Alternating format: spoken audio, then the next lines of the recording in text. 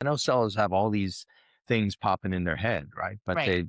they haven't even talked to a professional yet. Now, your timeline, you know, what your house needs to look like is Based probably on your goals. based on your goals. What price do you want to achieve?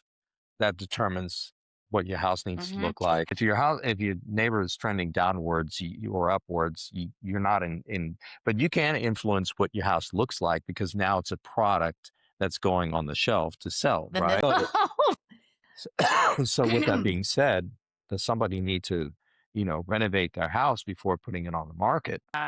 A number one thing to ask yourself when you're thinking about selling a house, whether it's in 2 weeks or in a year, and that is, if we were to stay for another 5 years, what would we change?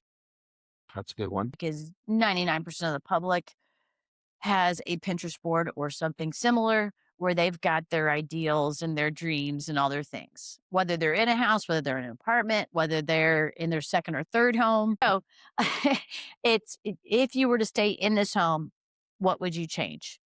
Uh, that is a great guide because you are probably like most in that regard. And that is you want a big closet or you do want a half bath for the pool in the backyard. So let's go back to that bathroom that's missing for that pool. And instead of fixing it, well, our future buyer is probably going to be thinking the same thing when they're looking at that house. Mm. So